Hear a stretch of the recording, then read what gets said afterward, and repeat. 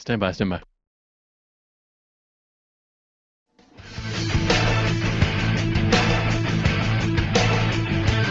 Live from Columbia, this is Sports Talk on the South Carolina Radio Network. Be a part of tonight's show. Call us at 800-956-7266 or email talkback@sportstalksc.com.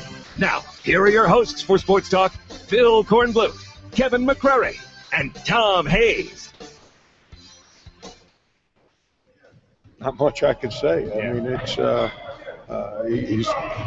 he's an awesome kid, and we just got to sit back and see what happens. Look at being able to open the season on a Monday night at home versus Miami.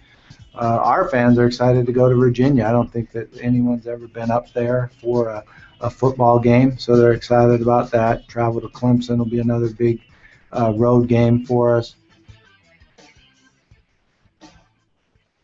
Frank Martin in our open, along with Bobby Petrino. In case you blinked, Louisville is now an ACC member, an official member of the Atlantic Coast Conference. We will hear more from Frank Martin later in the program. The player he was talking about, James Thompson, arguably his top recruit in his incoming class, has yet to step foot on campus, though, as he still deals with some issues legally back in Louisiana, and we'll update that as well. Good evening and welcome into Sports Talk. Glad you're with us tonight. Kevin McCrary, the Professor Tom Hayes, Rickson Lane sitting in the hot seats with us today. Again, guest hosting Phil Kornbluth, continuing to enjoy vacation on the SS Titanic where he is cruising, but somehow, some way, I kid you not, I just got a text, guys, from Kornbluth where he updated a recruiting story from a cruise ship.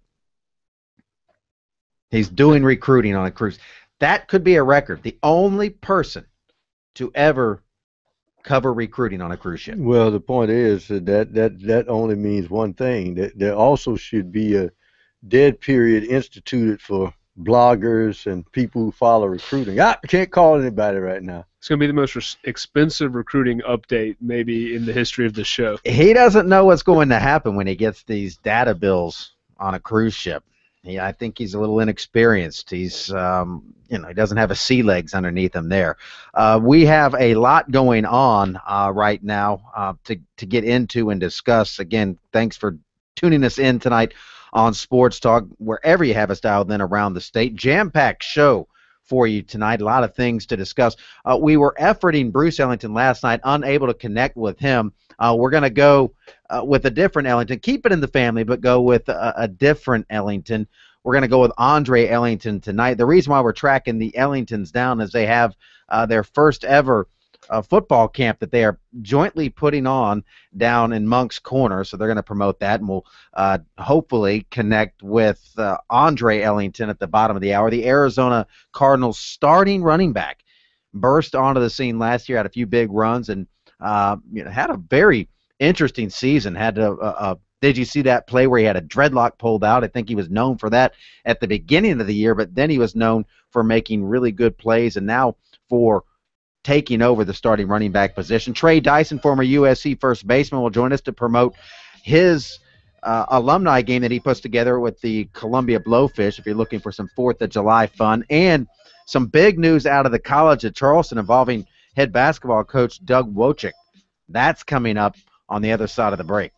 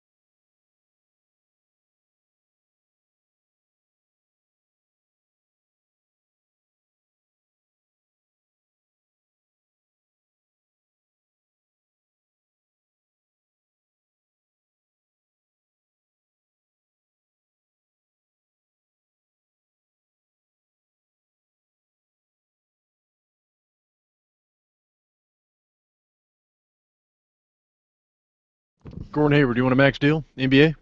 You're under arrest. Up against the car.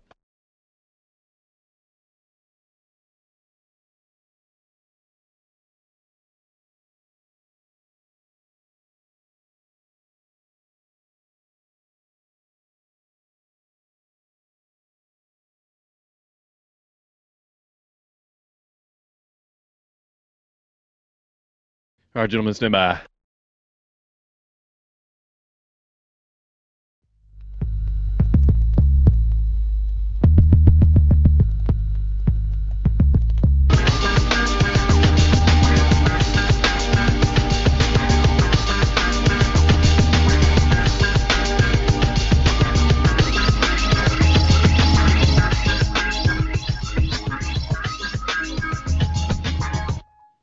We heard a blurb from Frank Martin in the open of the show. We'll hear more from him later. His youth basketball camp's continuing, and he's been very chatty with the media. Met with the media last week and met again today, so we'll play those comments for you. He hit on a number of topics. We did ask him about James Thompson, and just like last week, he did not want to elaborate on James Thompson because the case is still ongoing, as it turns out.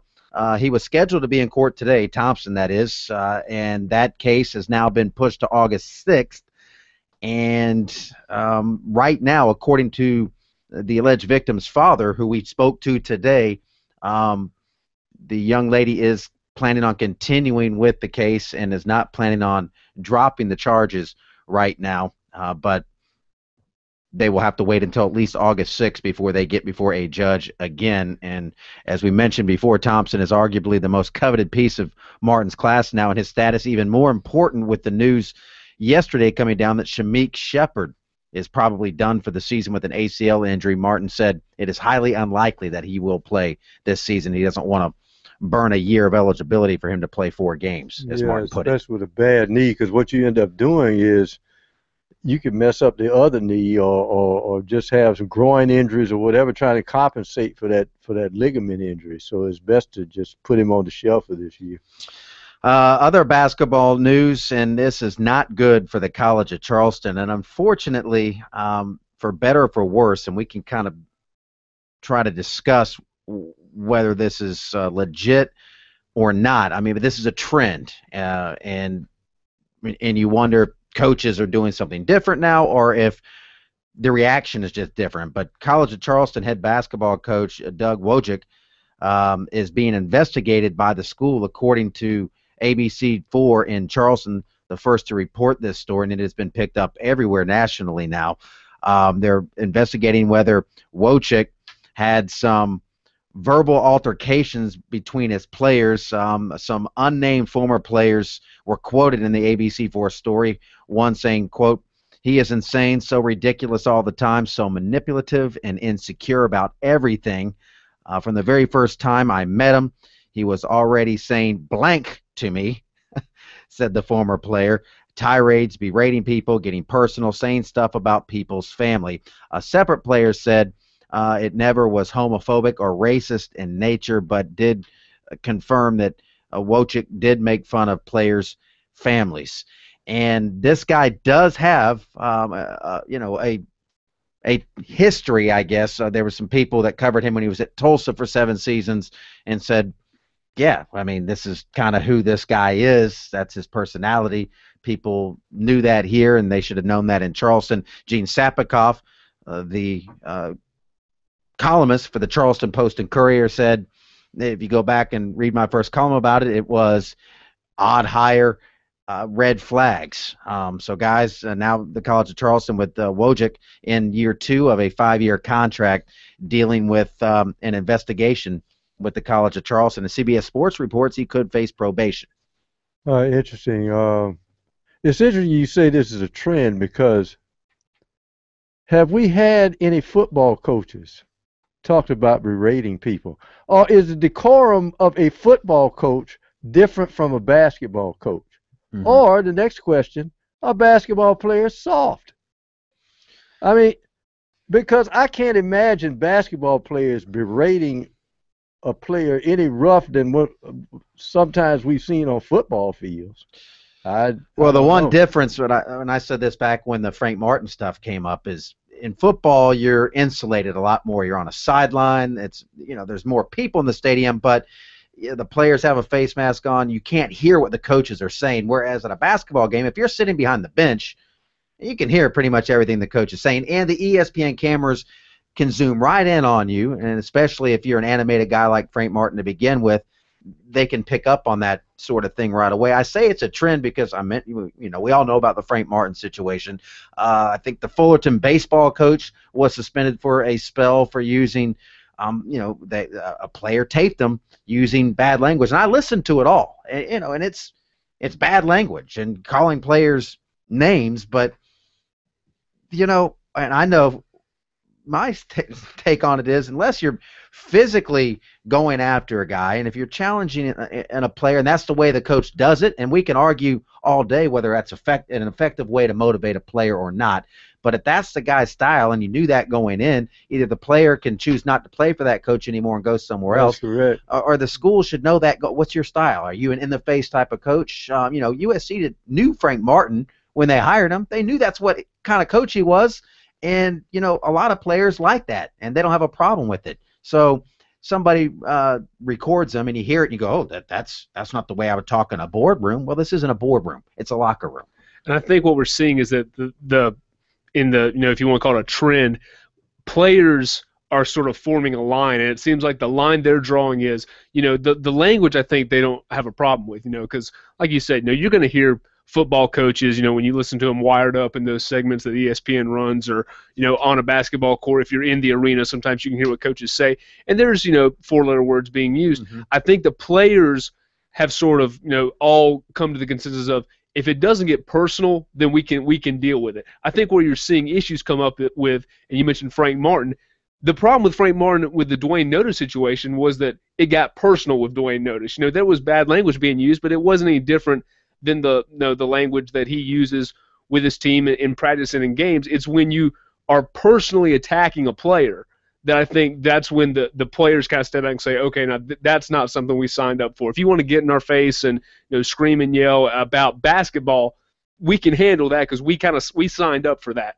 But when it becomes a personal attack, I think that's when players kind of have an issue with it. Yeah, and all of this stuff, based on everything that I've read, must not have happened out in the public. It must have happened behind closed doors or at practice. And my stance with the Frank Martin situation always was, you can't do it out in the public forum. You still have to understand that there are cameras on you now, and you have to be careful what you say on the court in front of people with cameras on. Now, you say that in the locker room, nobody says a word about it until a player records it and takes it to the AD, and this is what you have. Now, I don't know what happened here. Charleston is not talking about it. I am in no way defending Doug Wilczek because I don't know what went down, but I'm just pointing out, as we all are, this is a trend. You're hearing more and more of these stories pop up now, and I know the old school people, for lack of a better description, will say, this is ridiculous. When I played, coaches said all sorts of things to me, and it fired me up. There's no doubt that today's athletes are different than they were 10, 15 years ago, and they don't like this kind of treatment anymore. And again, I think it's a whole nother debate that we can have whether this kind of thing works anymore. Bobby Knight couldn't do it anymore. I mean, he couldn't do it. But then again, I say that Mike Krzyzewski, I've seen the guy go after players the same way Frank Martin and say some of the same things, but the cameras don't zoom right in on him. Well, and he's a smaller guy, and Frank Martin's more intimidating. It's a double standard we have here too. Remember when Billy McCaffrey, and this is another thing, it used to be that players and coaches had a fraternity or bond that what's in the locker room or in the huddle stays in there. So all you got from McCaffrey, who was a tremendous guard even at Duke and transferred to play for Eddie Fogel at Vanderbilt, all he would say to the media is, everything is not what he said. What about Duke? Everything is not what it always seems to be. And that's all he would say. He wouldn't get in there and say, well, so-and-so dressed me that. I couldn't deal with that. You quietly said that and left it at that. But now Everybody lets you know what they're happening. Now, the interesting thing is if you go back 40 years, Al McGuire used to institute players yelling back at him in the huddle. And people at the networks would go wild. I said, what are these two doing? He said, this is healthy communication as far as he was at Marquette at the time. That's why he was known as a maverick. He let players yell back at him. He'd get right back in their face right on national TV.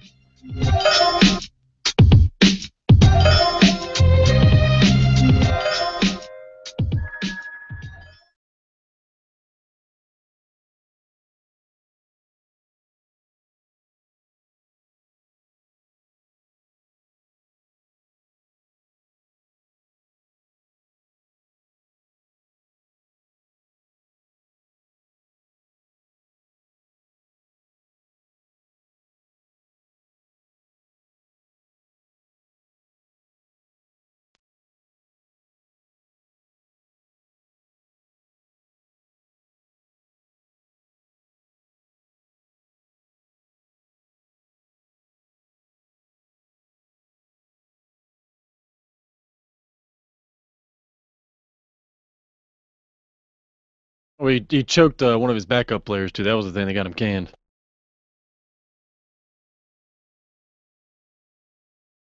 course, it was the one sissy backup, and his dad got all cried about it. I think that's right, yeah. Some really nerdy name. Typical.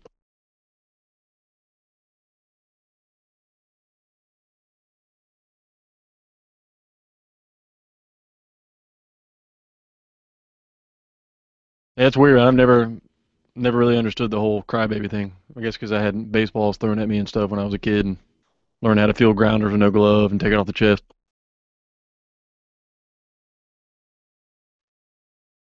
Oh, all his former players do, except for Neil Reed. All the other testimonies don't matter a lick. It's all about Neil.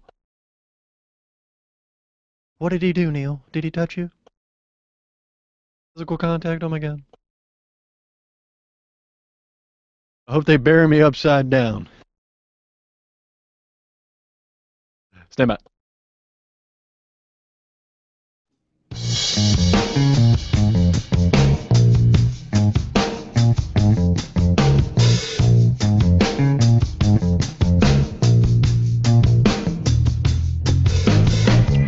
Rickson, you made a good point about the Wojcik situation, the Frank Martin situation, and what we see with a lot of these cases when they pop up and it becomes news as opposed to cases where it doesn't come up with coaches like Mike Krzyzewski or when Bobby Knight was at Indiana winning.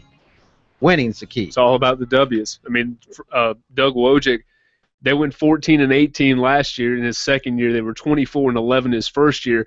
And now I'm not condoning what happened. I mean, I don't know exactly what happened, but you wonder if this happened last year during the 24-11 season, does it become public? Is it as big a big deal? I mean, Mike Krzyzewski, I don't think anyone doubts the language that Mike Krzyzewski uses with his players is equal to what Frank Martin uses with his players or anything like that.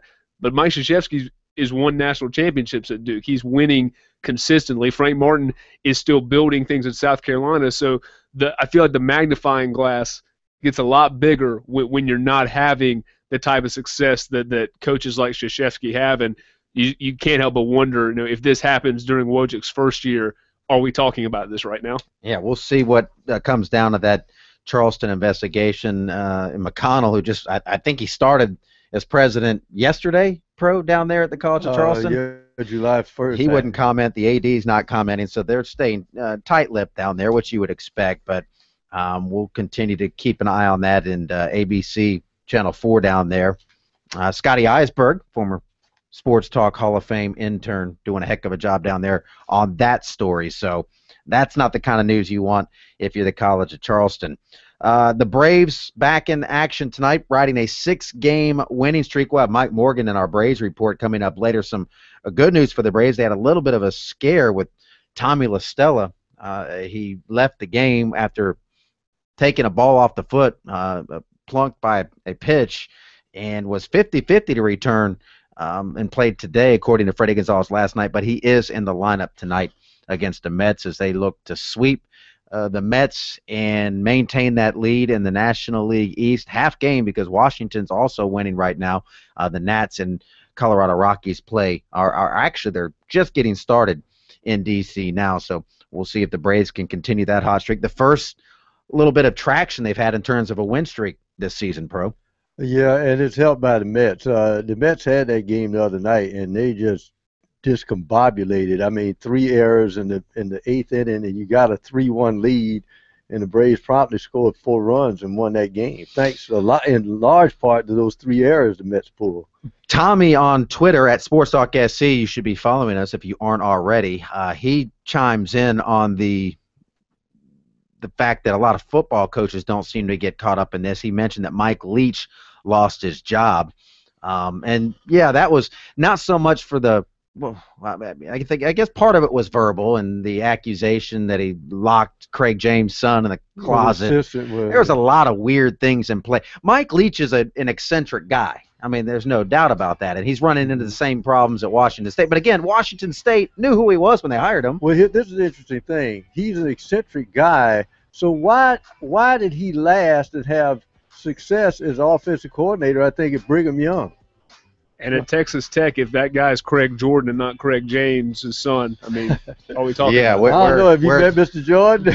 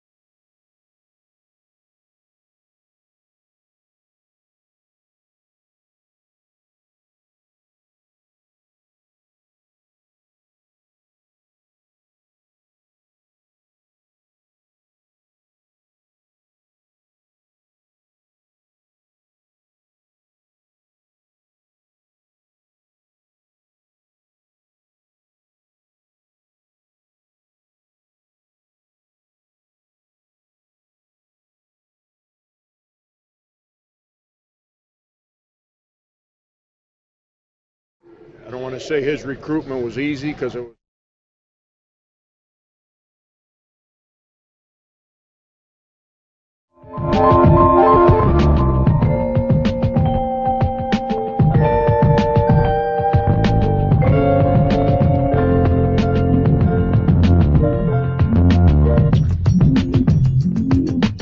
Frank Martin met with reporters today to update a few things, news that we knew on Shamik Shepard with that ACL injury and other things going on with his team as the summer progresses, and an update on James Thompson, who had his court date pushed to next month, August 6th, as he faces the charges on battery and domestic abuse, and his status still in limbo with the Gamecocks.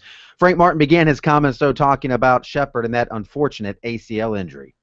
I don't want to say his recruitment was easy because it was not, but he's a kid that's fought to overcome, to climb out of his neighborhood in Brooklyn that surrounded with difficult circumstances, and go to a military school in Virginia to become an academic qualifier, and then turn around and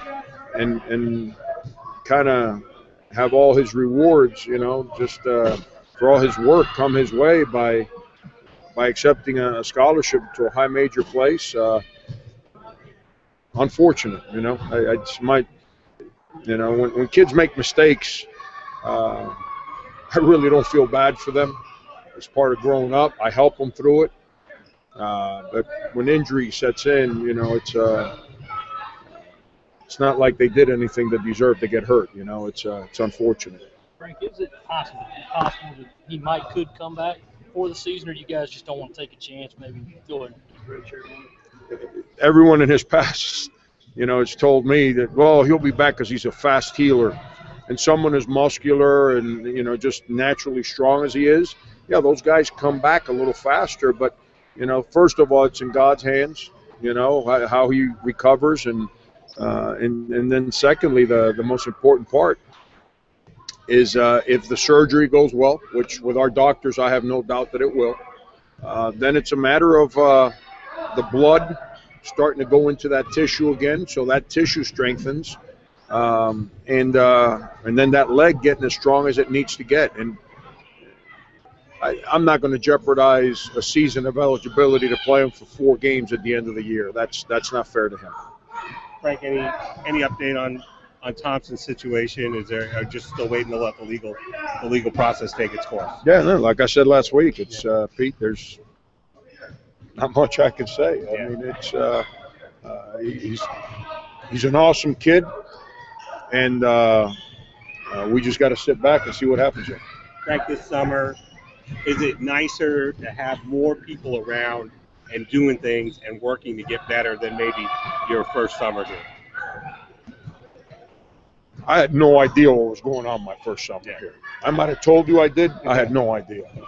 I was trying to figure everything out. Yeah. And what's nice right now is Shamik, Stroman, Blanton. When we work out, whether it's the weight room or it's in individuals, whether it be in groups of 4 or as a team, those guys are learning the kind of speed, strength, and discipline you have to prepare with in June, July, which prepares them for what reality has come October, November, December. And what I like is, we're in workouts, and I see Stroman trying to go at Ty Johnson, and Ty Johnson just taking advantage of his inexperience, but then helping him. I see Sindarius not letting Tamarcus feel very comfortable about anything, but I don't see Tamarcus taking a step back either. And so it's we've got some things in place we haven't had before, and I'm enjoying. It's kind of what you guys always heard me talk about Bruce last year, those 10 practices he was at. That's what he brought to our team that no one else understood. Well, we got guys, a group of guys that understand that now. Frank, even though Sindarius is just a sophomore, do you consider him one of the leaders of this team? I'm not one of those guys. I don't assign captains. Some people kind of like step forward like I'm the captain, but once you go in the locker room, their voice, no one listens to it. Sindarius is one of those kids that, to me, leaders are people that accept responsibility and they're willing to fight for that responsibility and make sure that he helps and keeps everyone else in check. Sindarius falls in that category. He embraces responsibility, wants you to coach him, grows every day, and then he demands that everyone else respects that. And if you don't, he doesn't disrespect you. He just embarrasses you on the court playing, and that's what leadership's about. Coach, with Thompson, is it a case of if he's guilty, he doesn't come? If he's cleared, I'm not talking about that, Ron. Were you here last week? No, I was in Orlando. What were you doing in Orlando? Taking 3 children to Disney. My God! I took 2 of them down there. Well, then I'm going to do the same. No, I'm not talking about that. Is there a time frame for when you will talk about it? What do you think? I mean, what do you think? If it was your child, would you want me talking about your child right now? Yes or no? If there's news. If it was your child, would you want me speaking about your child right now? You understand what I'm saying, Ron? He's an awesome kid. I don't know what else I can tell you about him. Are you optimistic that at the end of the day he'll be a part of your team? Jesus.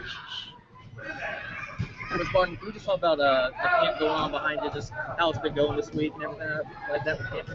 This is what my job is all about.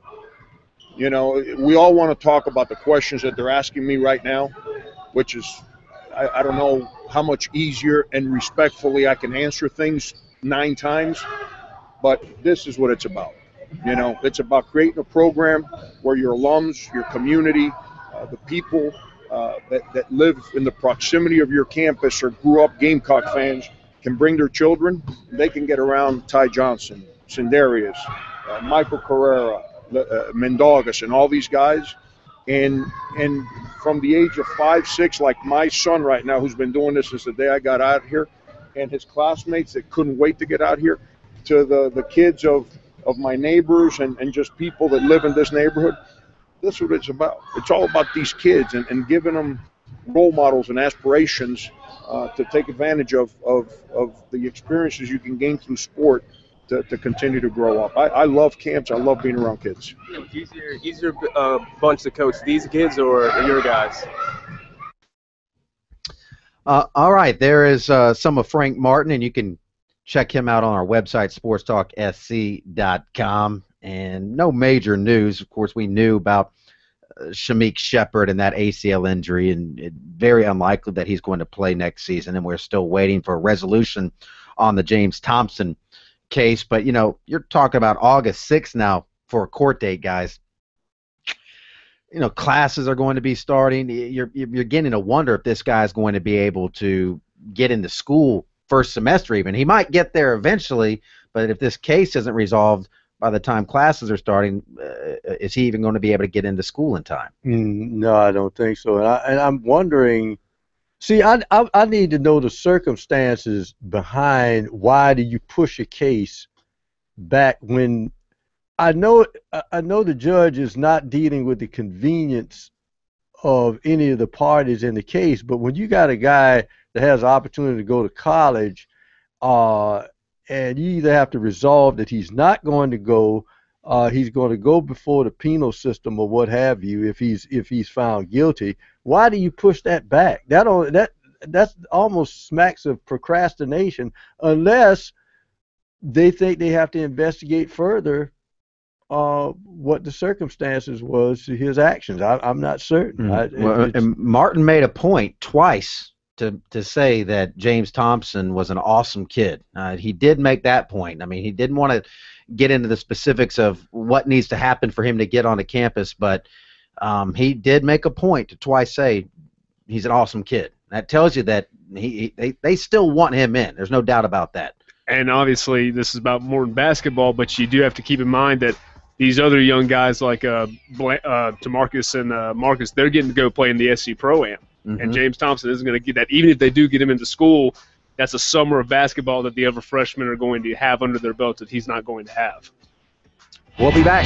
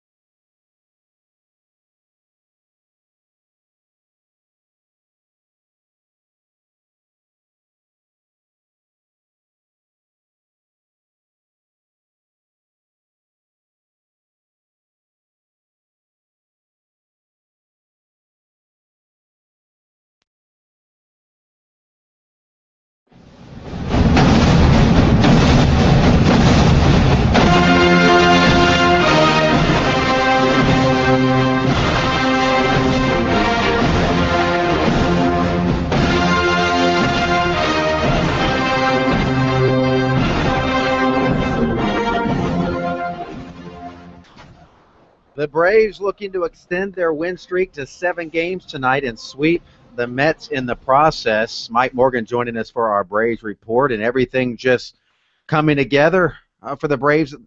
Well, it's always a good time to win 6 or 7 games in a row, Mike. Well, it is. I think, as much as we talk about wanting to be hot going into the postseason, it's kind of nice to be hot going into the All-Star break, too. It had something good to feel about. The All-Star break has never been longer. Now with the extra day the last couple of years, a 4-day stretch, that's a good time to kind of reflect on everything. You'd like to reflect on the fact that you're playing good baseball. How much of it is good baseball? How much of it is playing some lousy opponents? Probably a mixture of the two. It's only going to get lousier. I mean, after this, Arizona comes into town. Then you play the Mets in a 4-game series, and then you play the Cubs. So when you think about it, you got a chance to really do some damage here. This win streak, even if it snaps, say, 1 game, you could still rattle off something like 10 out of 12 or 11 out of 13 if you play your cards right, and that would be a nice statement around this time of the year. What is the thinking behind resting Kimbrel tonight? They just want to give him a day off, or he's not having that nagging injury again, has he? No, I think it's just a day off. Look, we all know, as much as this team is going to miss Evan Gattis for a couple of weeks, the scariest thing that could ever happen to this team would be Craig Kimbrel having to go on the shelf or having to have some kind of surgery where you would not have his services. At that point, whatever bandwagon is there for the Braves, everybody's jumping off. I don't see this team contending for much of anything without Craig Kimbrel. He is that important, and obviously he is that good. So that's just Freddie trying to make sure he doesn't overwork his guys out of the bullpen. That was the biggest criticism of Freddie early on in Atlanta. I think he's made measures to try and change that. So every now and then you got to give the flame-throwing right-hander some time to rest up. How important has Tommy La Stella been for this offense, especially since they moved him down out of the leadoff spot in that lineup?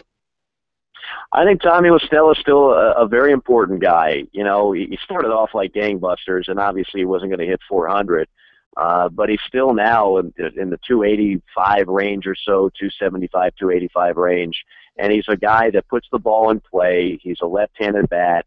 He just gives you obviously more production than Dan Uggla or anybody else on the roster was going to do. So no matter where you put him in the lineup, he's still an improvement over what you have, and he's already proven he belongs. Anytime you call up a guy from AAA, there's always that little bit of hesitation to believe that he's ready or not.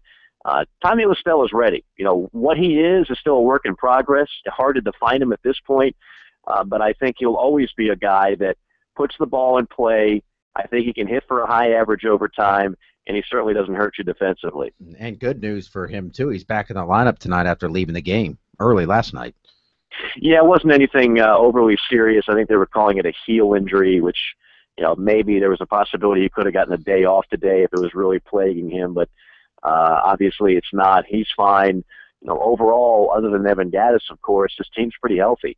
And if you can just weather the storm with Bethancourt and Laird behind home plate, eventually you hope to have Evan Gattis back. And if that's the case, you'll feel probably better about this lineup than you have in a long time. Carpenter off the DL. Any other changes with the pitching staff or any comings and goings you know about now? No, other than, you know, Carpenter comes up and Juan Jaime, who fans barely got to know in Atlanta, goes back down to AAA. So nothing there. I still contend, you know, as we sit here now in the month of July, inching closer and closer to the trade deadline, if there's one move that I feel extremely confident the Braves will make, is for another bullpen arm. It's probably not going to be a huge name or some guy that's sitting on 20 saves right now, but it'll be a guy that'll bolster the pen overall. Mike, pleasure as always. We'll catch up with you tomorrow night. All right, guys. The Braves wrapping up that series with the Mets tonight at Turner Field, looking to extend their win streak to 7 games. Our Braves report brought to you by Whit Suber of Home Shop Realty, where you pay less for more. Give them a call at 803-518-3888, and by Founders Credit Union, helping you attain your financial goals. You'll have Julio Teheran, who has been phenomenal at home. I think his ERA is right around 1 at Turner Field, and he's been very good all season, home and away. His ERA under 3, certainly has looked the part of an ace, has come into his own, as Braves pitchers tend to do, no matter who they pick up off the scrap heap or anywhere, the long-term disabled list, they always seem to have a guy step up and be a dominant starting pitcher for him. I guess the guy that really they really felt bad about, though, is the fact that he kept having nagging arm injuries, and that was Jair Jurgens, who looked like he was going to be a knockout starter for years when they traded for him from the Tigers, but he never panned out because he couldn't stay healthy.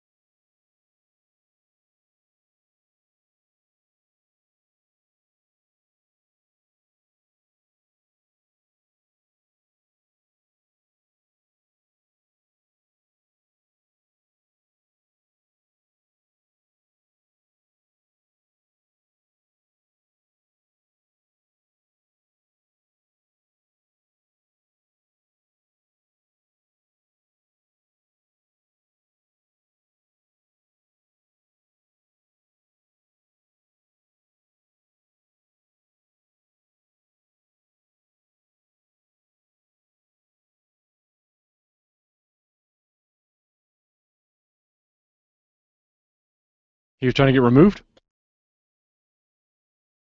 Elephantitis? If you know what I mean.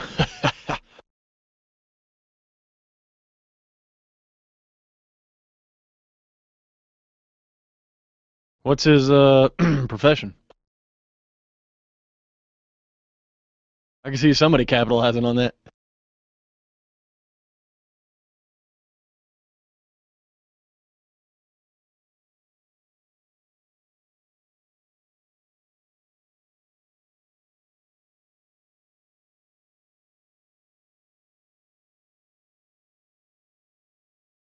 All right, stand by.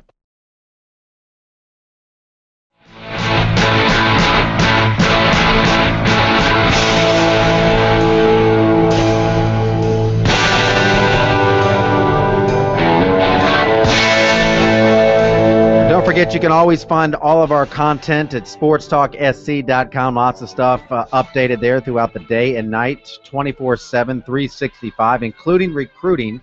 And we will have more recruiting tonight. We promise. Corn on the SS Titanic.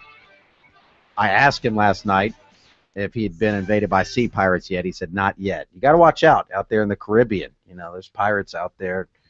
Take over your ship. What was that movie? Captain Phillips. Captain Phil. Captain Yankee. Corn. You never know. They could make the sequel. Look at me. Look at me, Yankee. Yeah. I'm the captain now. So he's out there floating around, harassing teenagers, getting recruiting information. We'll pass that along to you as we move throughout the program. Also, remember, you can call us up, 800-956-7266 if you so choose. Follow along on Twitter at SportsTalkSC or like us on Facebook.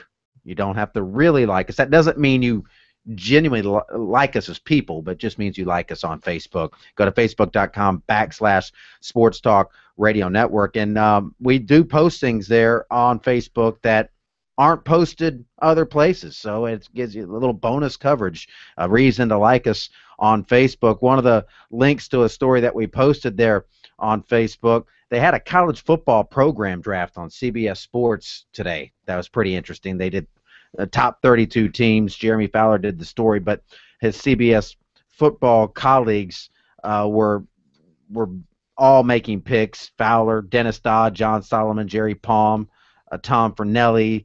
They had a whole group of people, Chip Patterson, Jeremy Hennon. Anyway, surprise, surprise, Alabama went number 1. Ohio State number 2, Florida 3, Texas 4, and Notre Dame 5. You go down the list a little bit into the, each round had 7 picks. In round 2, Notre Dame, really? Notre Dame top 5. Auburn was 11, Georgia 12, LSU 13, Texas A&M 14. In the third round, Stanford went 15th. Clemson was 17th. John Solomon, here's his explanation. This was a toss-up between Clemson and South Carolina. If I was picking solely based on right now, I'd go Gamecocks. But Clemson has the far better history, and Spurrier won't coach forever. Also, this follows my strategy of picking lower round teams to win fewer tough games and SEC teams to make the playoff. If they beat Florida State, the Tigers have a better shot at the playoff than the Gamecocks have of surviving the That sounds SEC. like a backhanded comment. Yeah, and the Gamecocks went 22nd by Jeremy Fowler. His explanation: you could argue South Carolina is a top 3 SEC program right now, but this is a long-term pick too. I don't expect the Gamecocks to revisit mediocrity even after Spurrier retires, which might take a while. The program has won with in-state players, is top 25 nationally in revenue, and is still hungry for its first title.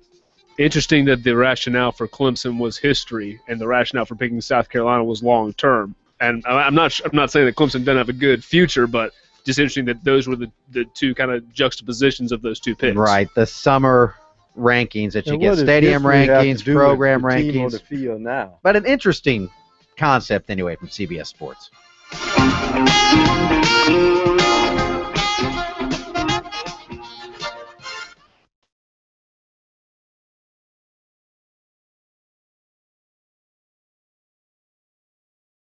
Remember that time they got swallowed to like 52 to something in the title game?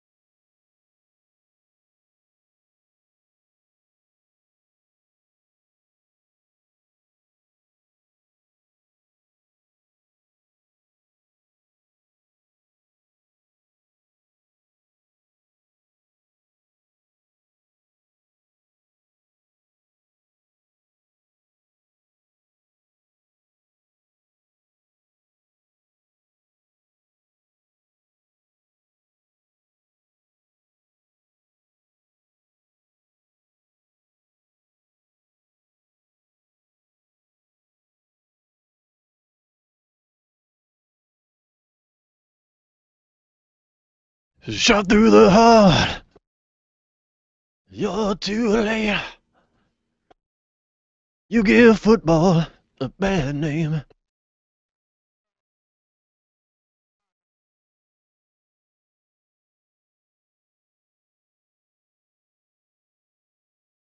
With a steel face mask I collide. Jerry screwed up the Cowboys.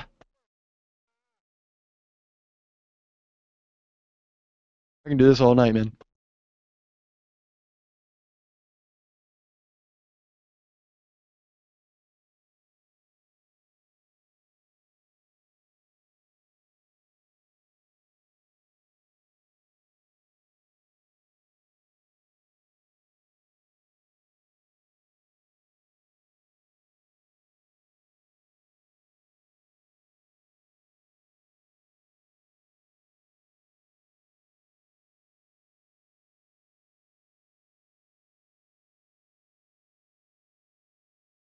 Stand by.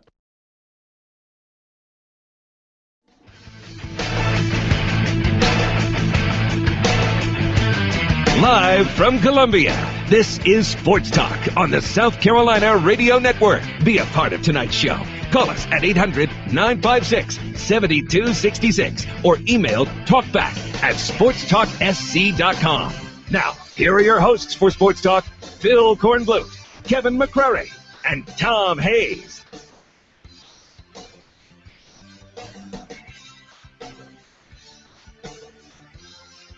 Hour number 2 of Sports Talk. Kevin McCrary, the Professor Tom Hayes, Ricks and Lane, guest co-hosting with us this week as Kornblut enjoys week 1 of his 2-week vacation on the Corn Tannic. I don't think he's spending the entire 2 weeks on the Corn Tannic, just this week.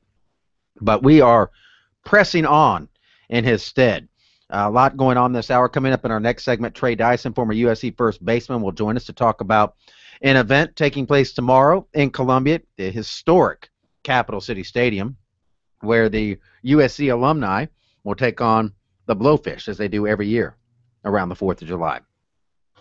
Usually a pretty good turnout for that event. Gamecock baseball players, the former ones and current ones, they're rock stars in the Midlands. Some Major League Baseball, the Braves start in 3 minutes or so, but they already have some good news in D.C. as Colorado has jumped out to an early 3-0 lead on Washington. Some other finals, if you missed them earlier today, San Diego winner over Cincinnati 3-0. The Dodgers lost 2 in a row to Cleveland. Anybody see that triple play last night? No, I didn't. Cleveland turned a triple play on the Dodgers. Dodgers had the bases loaded with nobody out.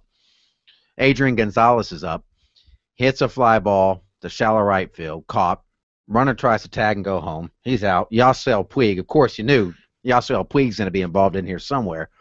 He tried to break for second, tagged to second on the throw home, and he got thrown out at second. But the initial challenge at second was safe, so they reviewed that one, and they determined after a minute and a half, no, he's out. And then Don Manley came out and challenged to play at home, saying he was safe at home on the tag-up play, and after another minute and a half, they ruled he was out. So it took about 3 minutes worth of instant replay reviews, but it was a triple play. Just your typical 2-review 9-2-6 triple play. Right, just the way they draw it up. How do you score that? You have to put a little star for each review. So anyway, the Dodgers lose that series at home to the Cleveland Indians. Seattle a 5-2 winner over Houston. Kansas City beat Minnesota 4-0. The Yankees lost. Take that, Corn. The Yankees lost too. They lost 6-3 to Tampa Bay. Toronto a 7-4 winner over Milwaukee today. And a few games just getting started. Arizona and Pittsburgh and Texas and Baltimore.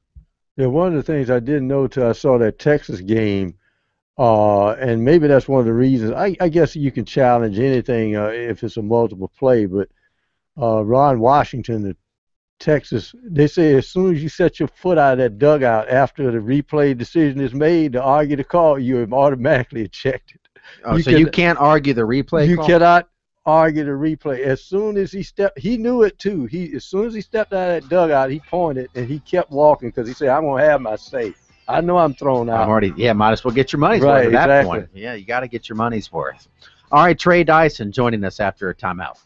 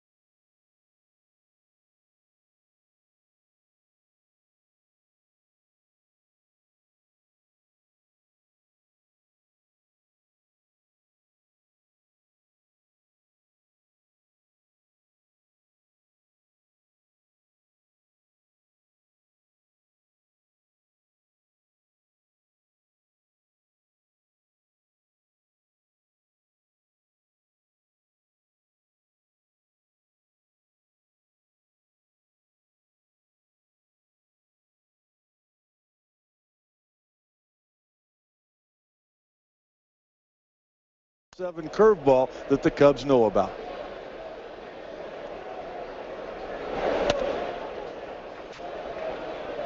The Workman, a second-round pick out of the University of Texas in 2010. Pitching has not really been the issue for the Red Sox. 4th in the league in ERA. The bullpen has been brilliant, led, of course, by Koji Uehara, despite the hiccup last night.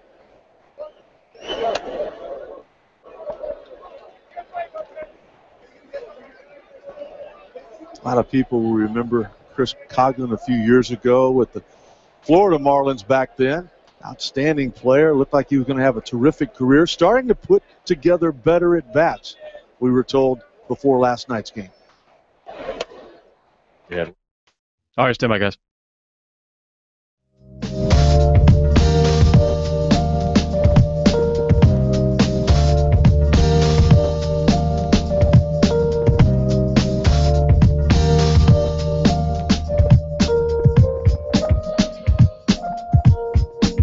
Heading back out to the guest line, former USC first baseman Trey Dyson joining us on the line now. It's that time of the year, 4th of July. That means barbecue, apple pie, some fireworks, and baseball at Capital City Stadium. The Columbia Blowfish from the Coastal Plain League taking on some of the old-timers from USC, the old-time baseball players like you, Trey, but you don't even play. You're too old to play now.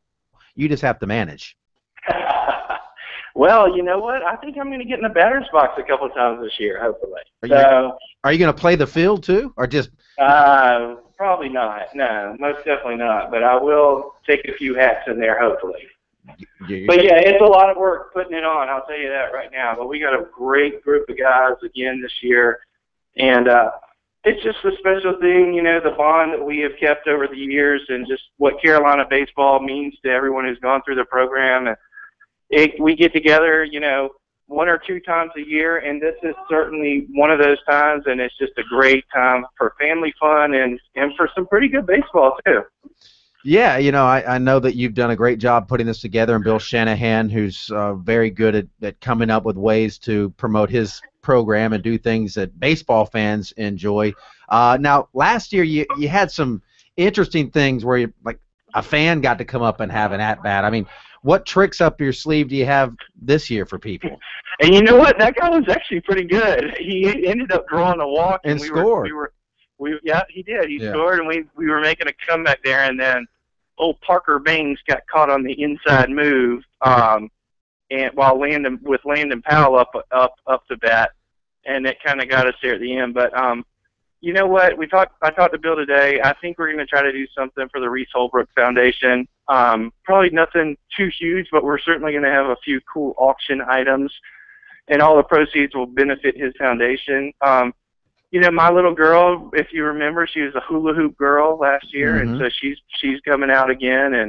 And we're actually going to honor the Lexington Coaches Pitch Little League team. They're the first Coaches Pitch. This is the first year they're doing the World Series Dixie Youth for Coaches Pitch, and they're going to come out and be part of the Field of Dreams, as Bill Shanahan likes to call it, and so it's going to be fun. We're going to have a lot of fun. Who are some of the players that are going to be out there on the former Gamecock roster, Trey? Okay, well, everyone's heard of Kid Balknight. He's going to start the game. He'll pitch the first inning. And our infield will consist of Brian Busher, coaching for Carolina right now, still in really good shape. Drew Meyer, who is not quite as big as me, but he's certainly packed down a few LBs like myself. But he's still athletic enough to play shortstop. Then we got Brian Triplett and Brian Jeffcoat, who will round out the infield. Still yet to be determined what positions they're playing. In the outfield, we're a little shaky. We really, the only real true outfielder we have is Matt Riddle from graduated in 2003.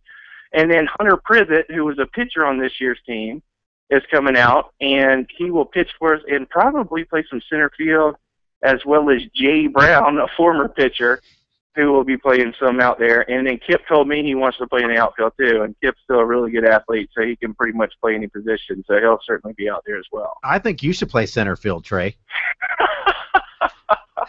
Well, you know what? I love doing stuff. You know, I don't care. I don't care how dumb I look. I'll get out there and mix it up a little bit and try to track down a few fly balls. We talked to Dr. Guy yesterday, and he's going to be coming out. He's a great doctor, and Dr. Mazaway. They, do a lot of the stuff with the athletics at South Carolina. And both of those guys are going to be there. At least that's what they told me. So that certainly makes me feel a lot better about everything taking place there tomorrow. Trey, looking at your roster, you've obviously got guys that had great success when they were at South Carolina. I'm just curious, you'll be around these guys this week getting ready for the game. You gave them a month. Is there a guy that you would say, if you gave him a month to train and get back into play in shape, that he could go out and maybe make an impact for a team like South Carolina? Are you talking about on our alumni team? The alumni team, yeah. Yes. Well, absolutely. And I can't believe I let this guy off. Landon Powell will be at the game tomorrow, but he's not going to play. But that's okay because our old buddy Garrett Gaunt is in phenomenal shape, and that would be that guy. He runs a CrossFit gym now out in Lexington. He works out probably like 16 hours a day, or at least it looks like he does. He still has a great arm, and he's still a great competitor. He'll be behind the plate for us. And, it's going to be a lot of fun. Now, breaking news, okay? I'm about to break some. Oh, we love breaking news. Unbelievable breaking news right now. Trey Dyson, we interrupt our regularly scheduled programming for this breaking news report from Trey Dyson. Yes, there is a high probability that Coach Chad Holbrook will be our leadoff hitter tomorrow night. Chad Holbrook? Yes, and if he's batting, he will be playing in the outfield. And he's probably, I talked to him today, if he is to play in suit up, I've been really challenging him to do this for us, and he would probably be our best outfielder.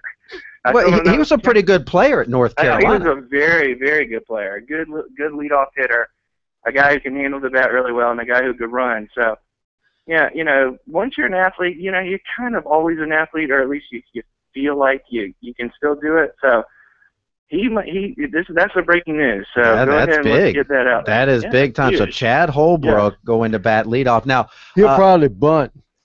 Yeah. Well, he might. He was a great bunter back in the day. So we shall see. We shall see. Well, that's worth the price of admission there. Tell everybody how they can go to the ballpark. When's first pitch? I know there's probably some tickets available. I know they get good crowds out there, though. This is kind of a holiday tradition in the Midlands. Well, there's tremendous fireworks, too. So it's a great thing to bring your family out simply for the fireworks. And then, you just call it the Blowfish. I think the number's 254 Fish, if I'm not mistaken, or look it up on the internet, call them up, get some tickets, come on out there. And, yeah, it's a really, really fun time. So I'm looking forward to it. Well, if Holbrook was on the fence about doing it, you need to let him know that on statewide radio you announced that he's batting leadoff and playing outfield. So, Bill Shanahan doesn't like to promote things that don't happen. You guys need to make sure he's out there. What you need to do is y'all need to tweet it out. I'm tweeting it right. I'm writing it now. I'm putting it in as we speak. So it needs to happen. Then he almost has to do it now. He can't back out. But anyways, we got some really good pitchers too. Can I keep going for one more minute? Yes. Okay, we got Pip's going to start it off. We got Jay Brown, who's a good pitcher. Jose Mata, remember the side-winding Jose Mata in the national championship. He's going to pitch. We have Hunter Privet, who had a really good season this year for Carolina. He'll be pitching for us, and I know I'm leaving somebody out. They're going to get really mad at me, but we certainly have some good. Oh, Nolan Belcher and Adam Westmoreland. How could I forget about the lefties? So we got a great pitching staff. Little worried about the outfield a little bit, but hopefully we'll be athletic enough to track something. Maybe you can get Ray Tanner out there to play left field. Well, I called him. He's been avoiding me for the past couple of days because he knows I'll probably ask something ridiculous of him, like play left field and bat in the yeah, field. like hey Coach, Coach Tanner, hey, let's strap it on one last time and get on out there. And he's still a competitor as well. It wouldn't surprise me if he wouldn't want to do it, but he's hard to get in touch with right about now. Trey, we appreciate it. Looking for now. What time did you say first pitch was again? Oh, 7:05. We're going to honor the Lexington coach's pitch before that, and just have some fun. Cocky's going to be out there. We're going to do all kinds of fun stuff. So it might be more fun during the innings and when baseball actually is not going on. But first pitch 7:05, so come on out and enjoy yourselves. Trey, we appreciate it. Good luck. Don't get hurt. All right, man. Thank you All so right. much. Y'all. Trey Dyson joining us. That should be a lot of fun out there at the ballpark, and fireworks after. If you want to, just seeing Chad Holbrook, I mean, there has to be television crews need to make sure they get out there. You got to have the B-roll of Chad Holbrook batting leadoff. We'll be on the air. We might have to have somebody call in and give us like a play-by-play report of Chad Holbrook batting leadoff for the USC alumni tomorrow night in that matchup against the Columbia Blowfish. That's going to do it for this segment, but we have many more things to discuss and talk about, including recruiting. You can't ever forget recruiting. Sports Talk rolls right along.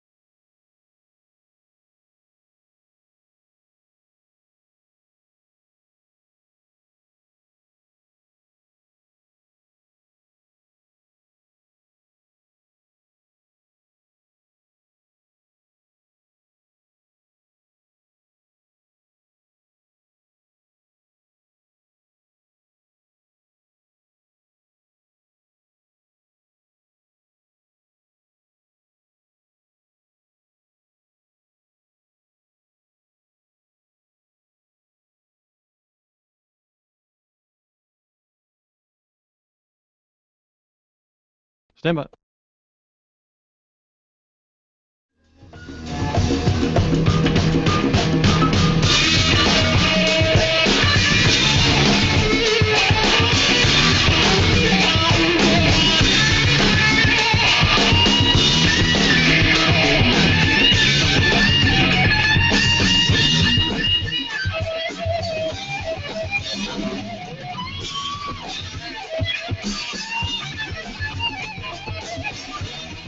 It's Sports Talk on a Wednesday night, counting down the days to the 4th of July. By the way, no live show on the 4th of July, but we will have a show. That doesn't mean you won't have anything. We put together not a best of, because we scoured all of our shows and we couldn't find enough content for a best. Oops. I kid. We wanted to give you a college football themed show where we break down college football, preview the season that's coming up, share our thoughts on that, and more importantly, let you hear from guys like Dabo Sweeney and Steve Spurrier and some of the other football coaches around the state. So we're looking forward to presenting that for you. It'll actually be entertainment while you're out on the grill, turning the ribs over, putting another burger on, grabbing another hot dog.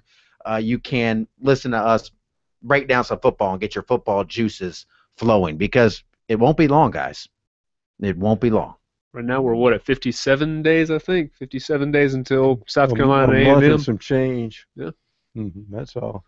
For the Bonham, I've already forgotten the name of the new trophy. The Bonham Cup or the Bonham Trophy, isn't that what they're playing for this year now? Texas A&M and South I Carolina. refuse to recognize that trophy. It's going to be pretty cool. Speaking of Texas A&M, you've got a story where they're getting their highfalutin lawyers on somebody over the 12th man. Yeah, I was about to say, for those who are wanting to get to know South Carolina's new permanent rival from the West, Texas A&M, if you didn't already know it, they're pretty protective of that 12th man trademark. They've had it since 1922. The Seattle Seahawks use it, but they have to pay a licensing fee, and there are things they can't do with it because Texas A&M has a trademark on it. And now the Aggies have filed a pair of complaints against 4 Buffalo Bills fans for using the trademark in the website 12thmanthunder.com. The downside for this for Texas A&M is one of those Bills fans, Charles Sontag, is a double amputee and a cancer survivor who lives on a monthly $825 Social Security check. He had his left arm amputated 20 years ago, his left leg amputated this March. He suffers from polycystic fibrous dysplasia, and Texas A&M is suing him, or threatening to sue him, over 12thmanthunder.com, which the fans actually have already changed the name. Now it's billsfanthunder.com, but they changed the name of the website. It's just I went on it this afternoon. It's just a site protesting the fact that John Bon Jovi wants to buy the Buffalo Bills and move them to Toronto. And it's literally just a petition That's the best website. part of the story. Buried the lead. It's a petition website, and they've changed the name, and now A&M's lawyers are saying not only do they have to change the name, which they've already done, they have to take down all the posters in the bars and the restaurants in Buffalo that are promoting the website, or A&M's going to sue this guy. Oh, goodness. And they have to let Bon Jovi play on a continuous loop for 24 hours at their house as punishment. Doesn't Seattle call their fans a 12 Yeah, but man? they pay a fee. They pay a fee, and they can't. There's something with products where they can't sell 12th man products without paying a fine.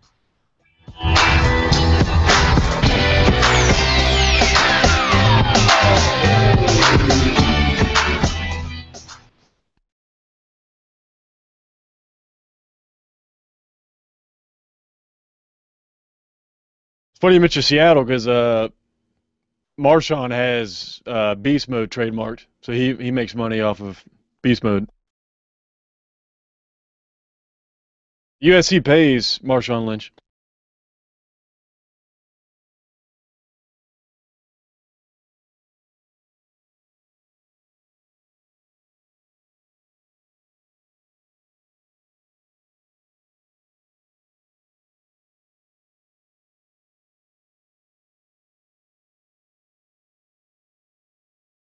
Marshawn's a good dude, man. I like that guy. He's unique. Hey, what's It's funny. It all started at that rookie symposium. They were like, "So, what are your best attributes as a football player?" He's beast mode. He couldn't describe, hey, I'm fast, quick, I run people over, I'm powerful. Beast mode.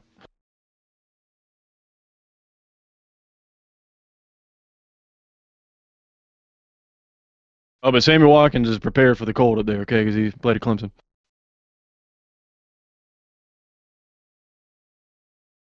There's a trip there from Miami to Buffalo.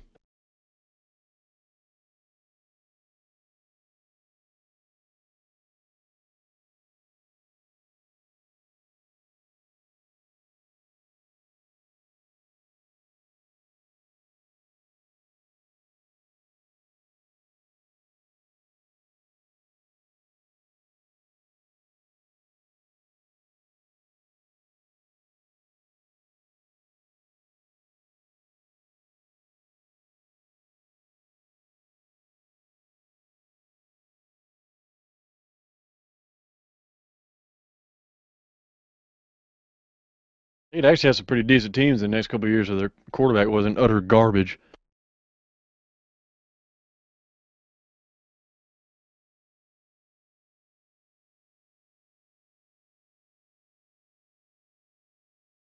Do you remember Terrell Davis's fullback? Denver.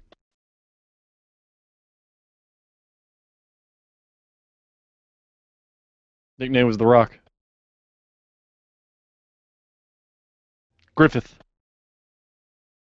He was a nice little ball too, man. He would just pulverize people. He was great. He did.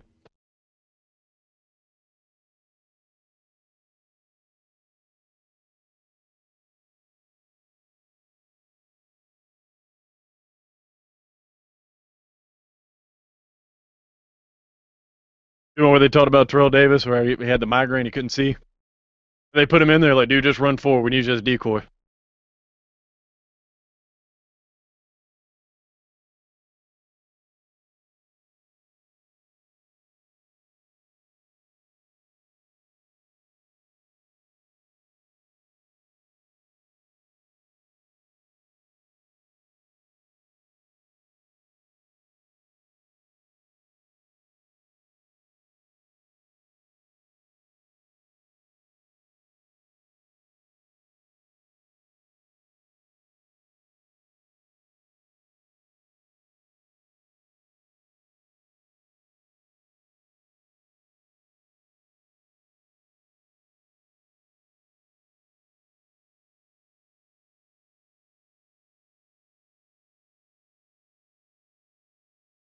People forget he was supposed to be the LeBron of baseball. By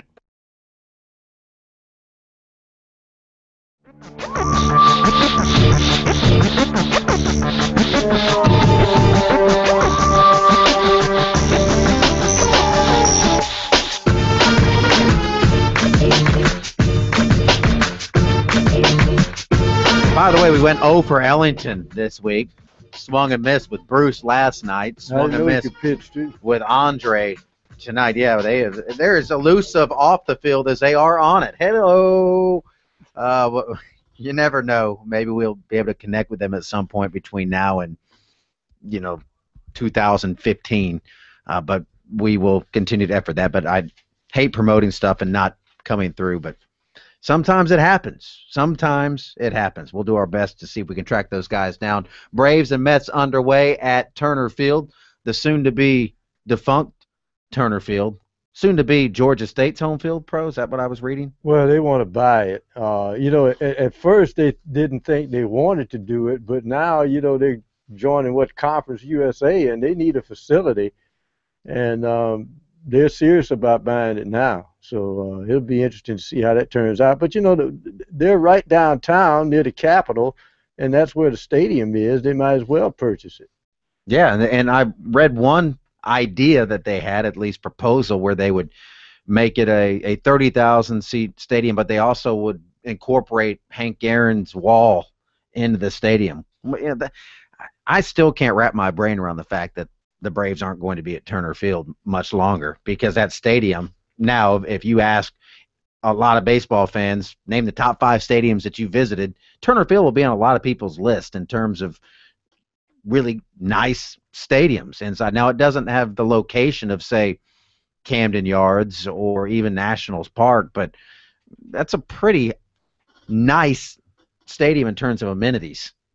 Yeah, and just the fact that the thing that appeals to me is that it's not, Turner Citgo or Turner Shell Station Field or anything like that. Just the fact that it's simply just Turner Field, and I've only been fortunate enough to go there about 2 or 3 times, but I mean it's a really nice part to think that it's housed the Braves for so long. I mean, they've kept it up. It's a fun game day environment. Aside from the fact that the team's been really good over the years, it's also just a fun trip, down to Atlanta for a day or for a weekend, and then a night at the ballpark. It's a really enjoyable experience. And I'm like you. I've only been a few times, but I'm sad that they're not going to be there anymore. And I'm sure the new place will be great. See, I don't know about points on the map or wind currents or height and whatever, but I still can't fathom how you can build an edifice across the street from the old ballpark,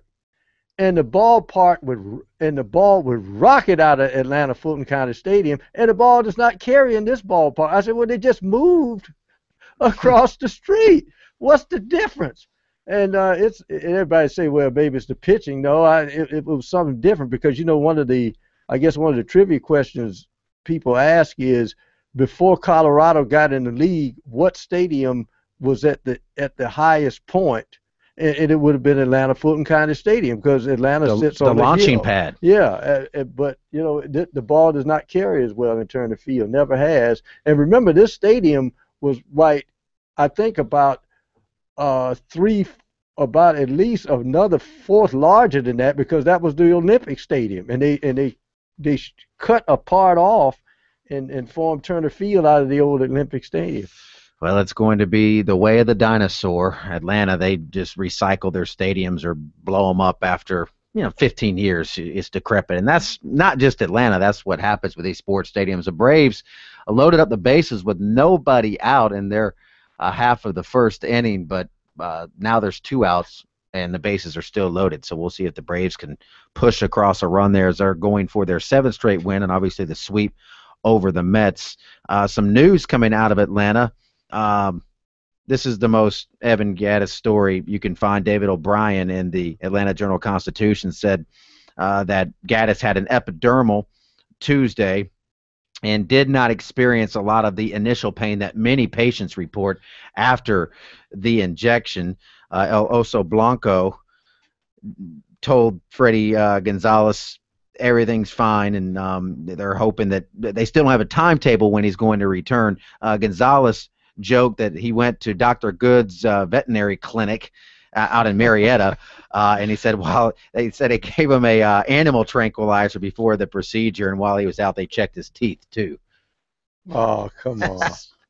Yeah, I kind of like that. That's pretty funny stuff. Just the fact that they're reporting that he experienced less pain than others is my He's favorite not. part about it. He's not human. Shot? What shot? His Twitter profile.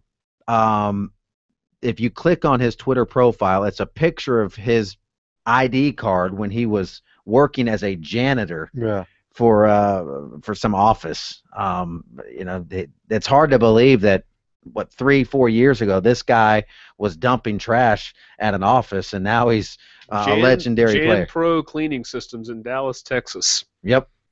A facilities services technician, Evan Gattis. Well, no, it was interesting. It's still, really a great human interest moment when they were in the ballpark and he got I guess it was his first start, his first at bat, and they're talking to his dad. He said, yeah, he's been through a lot of problems.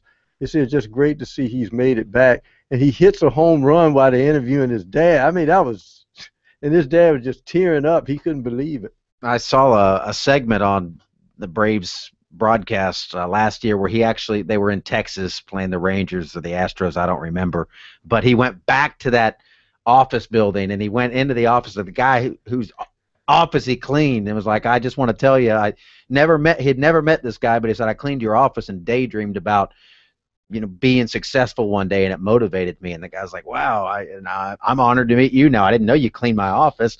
And then he joked, well, while you're in here, you want to take the trash? Or either he was wondering why is my chair always rearranged when I came in. I was missing a little bit of money, about 10 grand I had in my top drawer there.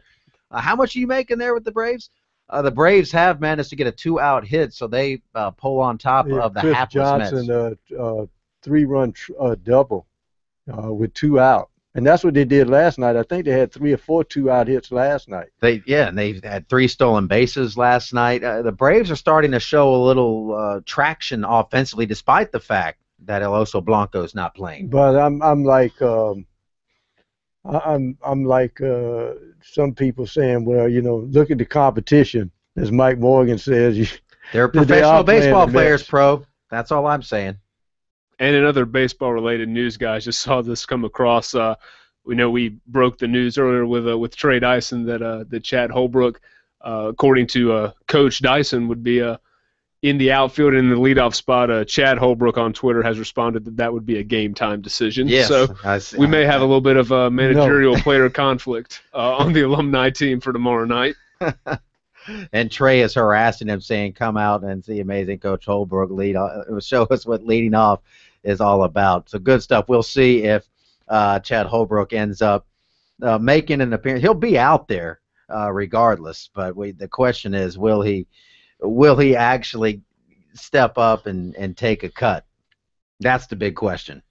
That'll show how versatile Holbrook is, because he was a third baseman in college, and having to make that transition, we'll see not only, I guess it would be, 22, 23 years after playing in college at North Carolina, now see if he can make the transition into the outfield. Well, I was about to say, that's usually the way it's done. It's easier to transition from the infield to the outfield than to come in. Guys freak out when they say, wait a minute, I have to be this close to home plate? It may be easier a year after you play in the infield. I'm not sure about 2 decades afterward. Roaming around out there. That's something that I would love to see. So hopefully, if it does happen, somebody out there, maybe our old buddy Reggie Anderson from Channel 19 or Tim Hill from Channel 25 here in Columbia, or maybe Rick Henry from Channel 10. Somebody needs to get out there and make sure we get that on tape. They might make sure Dr. Guy is out there. Well, yeah, Dr. Guy, any doctor. They might be paging doctors. If we hear ambulances going by our studios here in downtown Columbia, we'll know what happened. Okay, we've got recruiting upcoming. Kornblut continuing his trek on the SS Korntanic. Still afloat. Sea Pirates have not invaded the ship just yet, but recruiting certainly continues. So we'll pass along some recruiting notes coming up here on Sports Talk.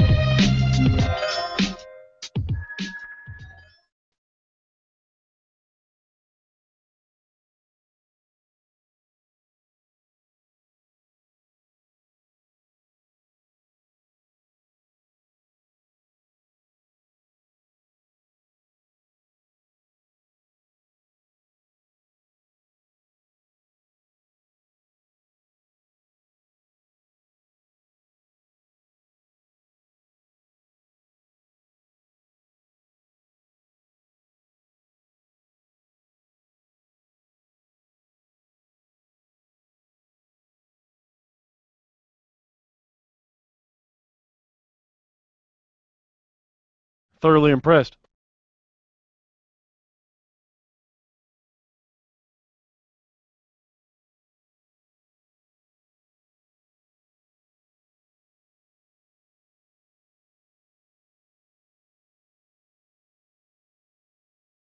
You know how many there are? You know how many there are? Which ones?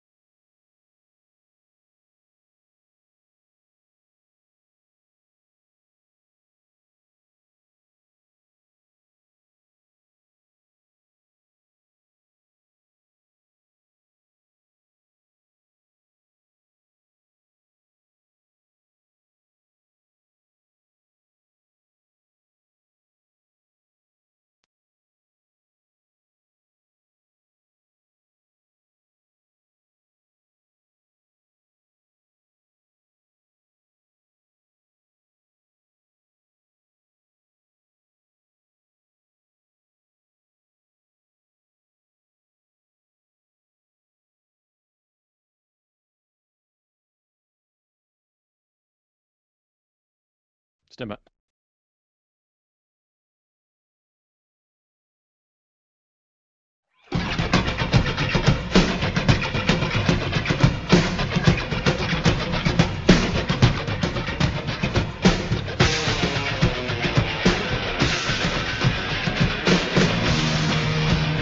Here it is, hot off the presses and off the Atlantic Ocean, tonight's recruiting report. Sans Corn, but with all the enthusiasm that Kornblut would deliver if he were here. USC was one of the first to offer defensive back Desmond Kane out of Delray Beach, Florida. He had the Gamecocks in front for his services for some time. However, the lack of contact from USC may have changed that. He says he hasn't heard from USC in a while. He's tried calling him a couple of times, his recruiter, Grady Brown, but no answer. That's always tough. We've all been there at one point in time, calling somebody that won't call you back. Eventually, I asked you not to bring that up. You begin feeling like there's a hint being dropped, and I think Kane apparently is starting to get that hint. He's still hopeful he can take an official to USC this fall, but plans to take a wait-and-see approach. Once the dead period ends, he says he'll see if they will contact him. He scheduled an official visit to Illinois following the Illini's bye week, and also says the Illini have showed the most interest. He says USC, Illinois, Penn State, Virginia, and Rutgers are the 5 schools he would like to travel to for an official visit. He went to a Penn State camp in Florida. You know, Penn State has camps all over the Southeast now. And he said he really liked it, and they're showing him some interest. He's just waiting on an offer from them. He also attended camp at Florida Atlantic. No favorites right now. LSU is the latest school to receive a visit from wide receiver Darius Slayton out of Norcross, Georgia. He visited USC last month. He spent Sunday in Baton Rouge. The Tigers have offered Slayton as a defensive back, but that has not affected his opinion of the program. He said he kind of grew up an LSU fan, and it was nice to see the campus up close. Slayton has named Clemson and Tennessee as the next 2 schools he will likely visit, although neither trip has been scheduled right now. The Gamecocks and Tigers are both schools that Slayton says he has interest. As for favorites, he's not ready to name them yet, but he said soon, but he's not sure how soon. He added that in his plans, it includes taking all 5 official visits, and USC and Clemson will receive strong consideration for those visits. And let me see, I have another recruiting note that I need to pass along. This one is from Korn. He tweeted it out earlier with the hashtag STR recruiting, or ST recruiting. A defensive, actually a junior college. Let's see if we can find it. It's here somewhere. Here we go. Defensive lineman DJ Jones out of East Mississippi Junior College tweeted today that he will announce his college choice December 13th. There it is, tonight's recruiting report, brought to you live and in color. If you want more, go to sportstalksc.com. Recruiting updated very frequently there at sportstalksc.com, even when Korn is on vacation. Recruiting, it just doesn't take a vacation, guys. It's the dead period, but it's not the dead period. I think DJ Jones is originally from South Carolina, if I'm not mistaken. Isn't he from the upstate, the Abbeville area? Mm-hmm. Not the part of the upstate where you go to jail for being an NFL player. No, I don't think he's been pulled over recently. You just don't say you're Just don't say you're from the NFL. No, military. Soccer. No, sir. Military, NFL, soccer. yes, sir. Get out of the car. You're under Canadian arrest. League. The Sam Montgomery story. That has gone national as well, by the way. I think Deadspin picked that story. Pope, do you still have the clip? That is going to be one of the all-time favorite sound bites on Sports Talk, the clip of the state trooper. Yeah, this clip. The only one in here? Yep. You military? Nope. NFL? Yes, sir. You're under arrest. Step out, please. That never gets old. I can hear that on a loop. NFL, yes, you're under arrest. Step out of the car. No hesitation there. No hesitation. And that case continues to be investigated by the state troopers who have, he's been suspended, the trooper that you heard on that tape, without pay while the investigation continues. Braves score 3 in their half of the first. It's 3-0 in the bottom of the second inning, and the Braves now back at the plate facing a Tim Lincecum clone. That guy looks just like Tim Lincecum. Well, you're talking about Colorado jumping off to a 3-0 lead. Washington has put up a 3 spot in the fourth, so that game now is tied 3-all. Bryce Harper with a run scored, a double and a run scored in that one. He's made a lot of waves since returning. He got right back in the lineup and questioned Matt Williams about said lineup and where he was playing and who was playing and who wasn't playing. Bryce Harper, for all of his talent, this guy is not afraid to voice his opinions. You remember when they played the Braves last year, he started a benches clearing incident. Not a brawl, mind you, but he got hit on like an 0-2 pitch and got mad. No one's hitting you on purpose on an 0-2 pitch, and the bench is cleared. But it's Washington and Atlanta. It's going to be a race this year. We thought it was last year. It really is going to be a race this year.